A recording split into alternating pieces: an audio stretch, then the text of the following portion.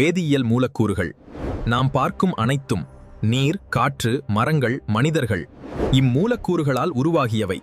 சிறிய அணுக்களாக தொடங்கி பெரிய உலகை உருவாக்கும் இந்த அதிசயம் அறிவியலின் அற்புதம். ஒரு மூலக்கூறு என்பது ஒரே வகை அணுக்களாலான தூய பொருள். உதாரணமாக ஹைட்ரஜன், ஆக்சிஜன், தங்கம் போன்ற ஒரே வகை அணுக்கள் சேர்ந்தால் அது ஒரு மூலக்கூறாகும்.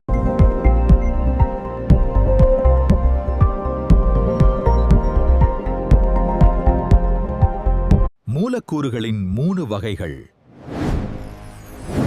மெட்டல்ஸ், நான் மெட்டல்ஸ், மெட்டலாய்ட்ஸ்.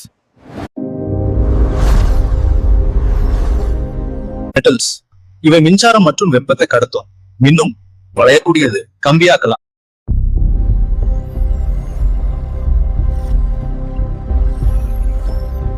அடுத்தது நான் மெட்டல்ஸ். இதன் பண்புகள் மின்சாரத்தை கடத்தாது, மின்னாது, உடையக்கூடியது, வாயு அல்லது திடமாக இருக்கும். Do not conduct electricity.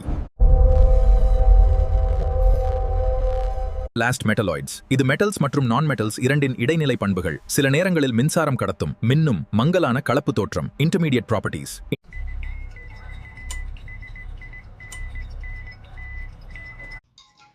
Anton லவுசியர் நவீன வேதியியலின் தந்தை ஆவார்.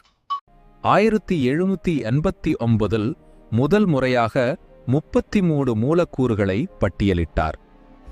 அவற்றில் சில இன்று நம்மால் உண்மையான மூலக்கூறுகளாக கருதப்படவில்லை. அப்போது அறிவியல் வளர்ச்சி குறைவு. அதனால் சில சேர்மங்களும் சேர்ந்திருந்தது. எரிதல் என்பது ஆக்சிஜன் சேரும் செயல். புளோஜிஸ்டன் தியரி தவறு என்றார். ஜோசப் பிரீஸ்லி கண்டுபிடித்த வாயுவை ஆய்வு செய்தார்.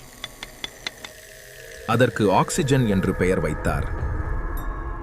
இரசாயன வினையில் மாசு உருவாகவோ அழியவோ செய்யாது.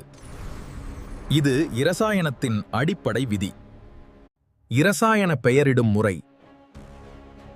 புதிய, ஒழுங்கான பெயரிடும் முறையை உருவாக்கினார். சுவாசம் என்பது மெதுவான எரிதல் போன்றது. நாம் ஆக்சிஜன் உள்ளிழுத்து கார்பன் டை ஆக்சைடு வெளியிடுவதை விளக்கினார்.